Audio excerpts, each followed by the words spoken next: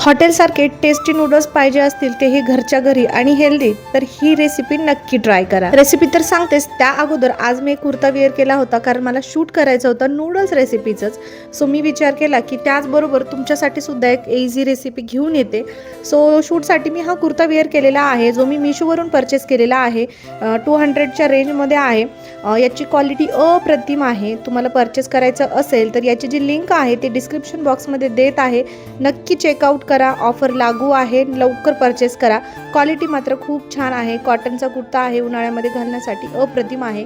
जीन्सवरती किंवा मग प्लाझोवरती तुम्ही हा कुर्ता वेअर करू शकता। चला आता हेल्दी आणि चटपटीत नूडल्स बनवूया। सगळ्यात अगोदर मी किचन आवरून घेते, कारण जेव्हा केव्हा मला कुकिंग करायची असते ना, मला किचन ओटा क्लीन लागतो। आणि सगळ्यात अगोदर मी अनियन कापून घेते, उभे म्हणजे मून शेपचे जे असतात उभे उभे। तुम्हाला जर बारीक कट करायचे असतील तर तुम्ही तसे सुद्धा कट करू शकता।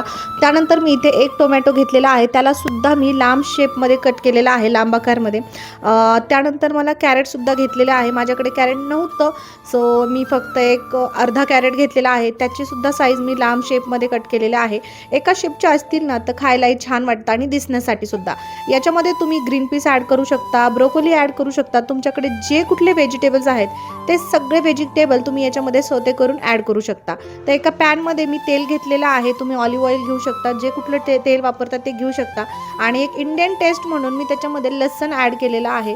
लसण थोडंसं लालसर गोल्डन झालेला म्हणजे झाल्याच्या नंतर तुम्ही त्याच्यामध्ये चिली फ्लेक्स ॲड करू शकता। त्यानंतर मी 1 चमचा सॉस ॲड केलेला आहे आणि जे व्हेजिटेबल्स तुमच्याकडे आहेत ते सगळे त्याच्यामध्ये परतवून घ्या, मऊ पडतील।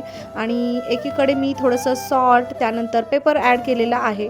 तुम्हाला काही अजून मसाले ॲड करायचे तर ते सुद्धा तुम्ही करू शकता।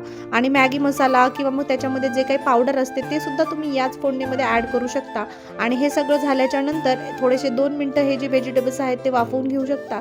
आणि त्यानंतर पाणी ॲड करून जे कुठले तुमचे नूडल्स आहेत ते त्याच्यामध्ये टाका। 2 मिनटं उकळत्या पाण्यामध्ये नूडल्स शिजवून घ्यायचे, पॅकेट वगैरे ते सगळं ॲड करून घ्यायचं। आता मी सूप नूडल्स बनवत होते त्यामुळे पाणी मी जरा जास्त ॲड केलेले आहे, पण तुमचे जर साधे नूडल्स असतील तर तुम्ही पाणी कमी ॲड करू शकता। आणि सूप नूडल्स असतील तर पाणी तुमच्या मर्जीनुसार तुम्ही ॲड करू शकता।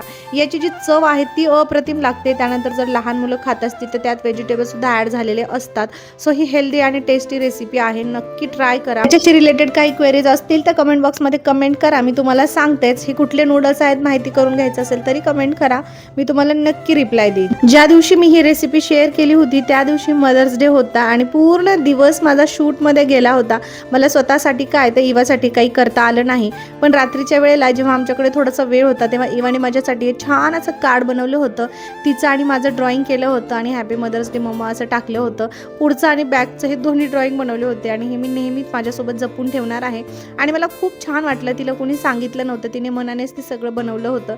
सो मी खूप खुश झाले। मदर्स डे होता तो माझा खूप छान स्पेंड झाला। कधी कधी असं वाटत आहे स्वतःसाठी आणि इवासाठी वेळ काढावा, पण आता वर्क करायचा टाइम आहे, काम करायचा वेळ आहे। सो आता ब्रेक घेणं पॉसिबल नाही।